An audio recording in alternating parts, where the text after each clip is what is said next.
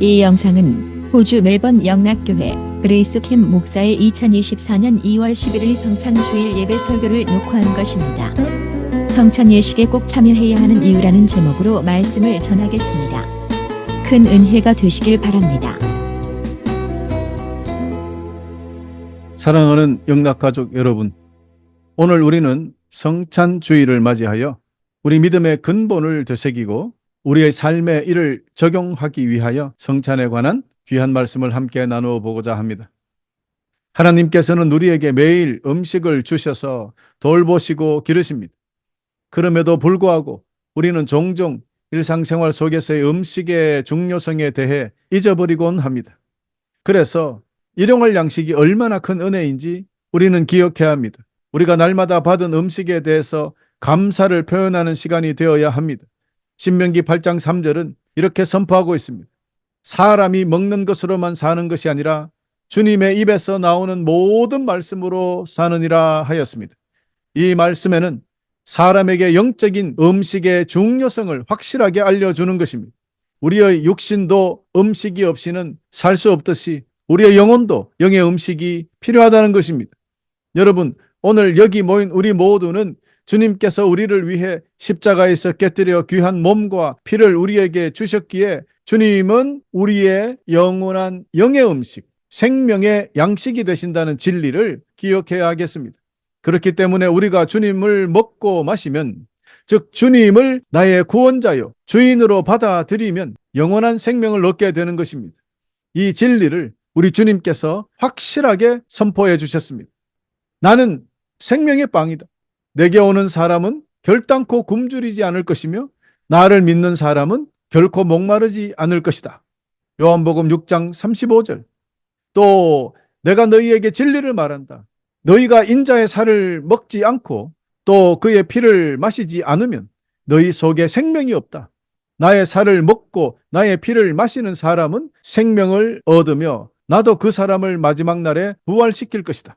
나의 살은 참된 음식이며 나의 피는 참된 음료다. 나의 살을 먹고 나의 피를 마시는 사람은 누구든지 내 안에 있고 나도 그 사람 안에 있다. 살아계신 아버지께서 나를 보내셨고 나 또한 아버지 때문에 살고 있는 것처럼 나를 먹는 그 사람은 나 때문에 살 것이다. 하늘에서 내려온 빵은 너희 조상들이 먹고 죽었던 빵과 같지 않다. 이 빵을 먹는 사람은 영원히 살 것이다. 요한복음 6장 53절에서 58절 말씀입니다. 할렐루야. 그렇습니다. 우리 주님만이 영원한 생명을 주시는 생명의 양식이 되십니다. 그러므로 우리가 성찬에서 주님의 몸과 피를 상징하는 빵과 포도주를 먹고 마신다는 의미는 주님의 희생을 기억하고 이를 통해서 예수 그리스도의 몸과 피를 받아들이는 것이니 곧 영적으로 은혜를 받는다는 뜻이 되는 것입니다. 또 주님과 영원히 함께 살기 위하여 영의 음식을 먹는 것이 되는 것이니 오늘 우리 모두 성찬에 참여함으로써 영원한 영의 양식, 생명의 양식으로 배부르시기를 간절히 축원합니다. 할렐루야. 사랑하는 교회 여러분, 이처럼 성찬식은 우리의 기독교 신앙에서 매우 중요한 예식입니다. 그래서 이를 너무 강조하다가 보니까 천주교에서는 성찬식에 사용하는 빵과 포도주가 예수 그리스도의 몸과 피를 상징하는 것이 아니라 더 나아가서 사제가 기도하고 나면은 그 순간에 그 빵과 포도주는 실제 예수님의 몸과 피로 변한다고 가르치고 있습니다. 이 성변화 교리를 화채설이라고 합니다. 그러나 종교개혁자 존 칼빈은 이 화채설은 그리스 철학적 허구라고 이야기합니다. 이는 곧 주님의 몸을 우상 숭배하는 것처럼 되므로 명백하게 반대했습니다. 이 화채설에 대한 이런 칼빈의 해석이 개신교에 그대로 전달되어서 로마 가톨릭 교회와 분명한 차이를 두게 되었던 것입니다. 이런 이유로 우리 교회도 화채설을 따르는 것이 아니라 상징설을 따르고 있는 것이지요. 어쨌든 화채설이 비록 신학적으로 어긋난다 어쨌다 그런 것이 중요한 것이 아니라 천주교에서 이 주님의 성찬을 아주 귀하게 여기고 또 기억하고 거룩하게 하고는 그런 그 마음은 우리가 배워야 한다라는 것을 저는 오늘 말씀드리고 싶습니다. 그래야 주님의 몸과 피를 대할 때 더욱 귀히 여기고 조심하고 거룩하고 감사하게 그렇게 예식에 참여할 수 있지 않겠습니까? 아멘. 이런 이유 때문에 우리가 성찬에 참여할 때마다 주의해야 될 점이 있는 것입니다. 이에 대해서 사도 바울이 고린도전서 11장 27절에서 34절에 기록해 놓았습니다. 그러므로 누구든지 합당하지 않은 태도로 빵을 먹거나 주님의 잔을 마시는 사람은 주님의 몸과 피를 범하는 죄를 짓는 것입니다. 각 사람은 자신을 점검한 후에 빵을 먹고 잔을 마셔야 합니다. 주님의 몸이라는 인식이 없이 먹거나 마시는 사람은 자기에게 내릴 하나님의 심판을 먹고 마시는 것입니다. 이런 이유로 여러분 중에는 약한 사람이나 아픈 사람이 많고 죽은 사람들도 적지 않습니다. 우리가 자신을 분별하였더라면 심판을 받지 않았을 것입니다. 할렐루야. 여러분, 이 말씀에 대해서는 더 이상 설명드리지 않아도 잘 이해하고 계실 줄 믿습니다. 그러므로 주님의 귀한 성찬을 받기 전에 기도를 통해서 우리 각자 마음을 영적으로 정결케 하고 서로 사랑으로 하나가 되어서 주님의 몸과 피를 대해야 한다는 것을 꼭 잊지 마시기를 바랍니다. 사랑하는 영락가족 여러분, 우리가 다 알거니와 주님께서 잡히시기 전날 밤 제자들과 함께 전통적인 유대인 유월절 식사를 하시던 중에 특별한 예식을 만들어 주신 것이 성찬입니다. 누가복음 22장 19절에서 20절에 기록되어 있는 이 성찬 예식의 시작은 이러하지요. 주님께서 빵을 들고 감사 기도를 드리셨습니다. 그리고는 떼어서 제자들에게 주시면서 말씀하셨습니다. 이것은 내가 너희에게 주는 내 몸이다. 이것을 행하여 나를 기념하여라. 이와 같이 빵을 드신 후에 잔을 가지시고 말씀하셨습니다. 이 잔은 너희를 위하여 흘리는 내 피로 세운 새 언약이다. 또 이 말씀을 사도 바울이 고린도전서 11장 23절에서 26절에 자세하게 기록해 두었는데요. 처음은 똑같지만 26절 하나가 더 붙어 있습니다. 여러분은 이 빵을 먹고 잔을 마실 때마다 주님이 오실 때까지 주님의 죽으심을 전하십시오. 하나의 실천 방법을 추가해 놓은 거죠. 여러분, 그렇습니다. 이 두 부분의 말씀을 정리해 보자면, 첫째로 성찬 예식은 우리 주 예수 그리스도의 희생, 즉 주님의 죽으심을 기념하는 예식입니다. 물론 기념이나 기억이나 같은 말로 기념하는 예식 혹은 기억하는 예식이 되어야 합니다. 여러분, 이를 절대로 잊어서는 안 됩니다. 성찬에 있어서 이것이 가장 중요한 점이기 때문입니다. 예수 그리스도는 우리의 죄를 씻어 자유케 만들어주시기 위하여, 거룩하게 만들어주시기 위하여 십자가에 몸을 바치셨던 것입니다. 그의 피는 우리를 죄에서 구원하고 새로운 삶을 주셨습니다. 우리가 성찬을 통해서 주님의 몸과 피를 상징하는 떡과 포도주를 받음으로써 우리는 예수 그리스도의 사랑과 희생을 기억하며 감사해야 한다라는 것입니다. 그러니 우리가 성찬에 참여하지 않는다면 이는 주님의 죽으심에 대해서 마치 관심이 없는 것처럼 되고 마는 것이에요. 주님의 이름으로 모인 곳에는 항상 성찬이 있어야 합니다.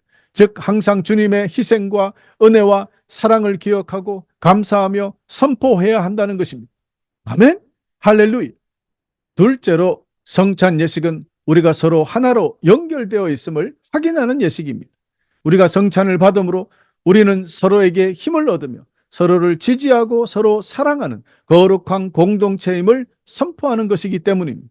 이는 우리가 서로 돌봄과 배려를 나누고 하나님의 나라를 건설하는 데 가장 근본적으로 필요한 것입니다. 그러므로 우리는 성찬에 참여함으로써 우리가 주님의 제자요, 주님의 한 몸의 일부가 된다는 것, 우리 모두가 하나가 되어 서로 사랑하고 있다는 것을 깨닫는 것이 바로 성찬 예식입니다. 여러분, 성찬을 영어로 커뮤니온이라고 합니다. 이때 이 커뮤니온은 친교라는 뜻도 포함되어 있습니다. 이는 세상이 말하는 친구 만들기가 아닙니다. 그저 서로 싸우지 말고 친하게 지내라 이런 것으로 끝나는 것이 아니라 영육 간의 영원한 친교를 말하는 거예요. 영원히 하나가 되는 것을 뜻하는 것입니다. 우리가 축복하는 축복의 잔이 그리스도의 피에 참여하는 것이 아니란 말입니까?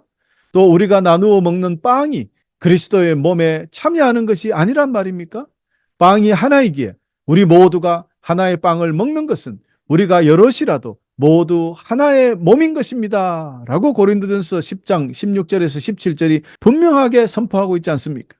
여러분, 이 말씀처럼 우리가 주님의 몸과 피를 함께 먹고 마실 때 예수 그리스도를 머리로 그분의 몸에 다른 성도님들과 함께 연합하여 하나가 되는 것을 이야기하는 것입니다. 성찬을 나눈 성도들은 모두가 한 몸이 되는 것처럼 이처럼 서로 사랑으로 한 몸이 되는 것, 이것이 바로 참된 친교인이 성찬을 커뮤니온이라고 부르는 것은 마땅할 것입니다. 그런데 주님의 몸과 피를 함께 마시고도 서로 미워하고 다투고 편을 가르고 사랑하지 못하면, 믿음이 흔들린다면 이는 말이 되지 않는 것입니다. 그렇게 된다면 그것이 바로 우리 주님의 몸과 피를 더럽히는 것이 되기 때문에 그 죄가 적다고 할 수 없을 것입니다. 여러분, 이것을 분명히 기억해야 됩니다. 너무나 중요하고 중요한 것이기 때문입니다. 여러분, 세 번째로 성찬 예식은 우리 주 예수 그리스도의 피로 맺은 새 언약을 다시 확인하는 예식입니다. 이 잔은 너희를 위하여 흘리는 내 피로 세운 새 언약이다. 누가복음 22장 20절에 우리 주님께서 선포해 주셨습니다.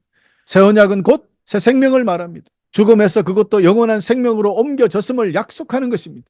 그러니 얼마나 귀하고 귀한 예식입니까? 그런데 왜 새 언약이라고 했을까요? 구약 성경 예레미야 31장 31절을 보시면, 보아라, 날이 이를 것이다. 나 여호와의 말이다. 그 날이 오면 내가 이스라엘 백성과 유다 백성에게 새 언약을 세울 것이다 하였습니다. 하나님은 이스라엘 민족에게 새로운 언약을 주실 것이며 그들의 죄를 용서하고 그들의 마음에 하나님의 법을 기록할 것이라고 약속해 주셨습니다. 이것이 바로 예수 그리스도의 십자가의 희생을 통해서 이루어졌던 것입니다. 그의 피가 우리의 죄를 속죄하고 우리를 하나님과 다시 연합시키는 새로운 언약을 세우셨던 것입니다. 그러므로 새 언약은 구약의 법과 예수 그리스도의 사랑이 완전한 이행에 의해 구성되는 것입니다. 이것은 더 이상 뒤로 돌아가기 어려운 것입니다. 영원한 구속의 계약이기 때문입니다. 예수 그리스도의 희생과 부활은 이 새 언약의 핵심이며 이를 통해 모든 믿는 자는 죄에서 구원받고 하나님과의 교통을 회복할 수 있게 되는 것입니다. 새 언약은 우리에게 하나님의 은혜와 사랑의 엄청난 증거가 되는 것입니다. 여러분, 주님의 피로 세우신 이런 약속은 그 어떤 종교에도 없습니다. 그 어떤 모임과 어떤 나라의 법에도 맺을 수 없는 약속입니다. 그러니 전혀 새롭고 유일한 약속이기 때문에 새 언약이라고 부르는 것입니다. 그러므로 성찬은 이처럼 새 언약, 즉 죄를 용서받고 영원한 생명을 얻게 되는 새 약속을 다시 확인하고 기억하고 감사하는 예식이 되는 것입니다. 여러분, 거듭 말씀드립니다. 예수 그리스도의 피로 세우신 새 언약은 곧 저와 여러분의 죄의 용서요, 영원한 생명, 구원을 말하는 것임을 꼭 기억하시기를 간절히 축원합니다. 네 번째로, 성찬 예식은 우리의 삶에 예수 그리스도의 사랑을 실천하며 전하는 예식입니다. 우리가 주님의 사랑에 감동하여 그 사랑을 나눔으로써 우리 주 예수 그리스도를 따르는 제자로서의 삶을 증명하는 것입니다. 특별히 성찬 후에 우리는 하나님의 사랑을 나누고 그 사랑으로 우리 주변의 이웃들에게 주님의 죽으심과 다시 오실 주님에 대한 소망을 전하며 살아야 하겠습니다. 사랑하는 교우 여러분, 그러니 성찬 예식은 우리 성도들의 신앙생활에서 아주 중요한 역할을 하게 되는 것이지요. 마틴 루터는 성찬은 그리스도인의 신앙생활의 핵심이라고 했고요. 또 C.S. 루이스는 성찬은 우리가 신앙을 진심으로 실천하는 방법 중에 하나이다 라고 말했으며, 존 웨슬리는 우리의 신앙이 깊어질수록 우리는 더 많이 성찬식을 원하게 됩니다. 이것은 우리가 더 많은 주님의 은혜와 사랑을 바라고 있다는 것입니다 라고 말했습니다. 그러므로 여러분, 우리도 이처럼 우리 모두 더 많이, 더 자주 주님의 성찬 예식에 참여하는 그런 여러분 되시기를 간절히 소망합니다. 할렐루야.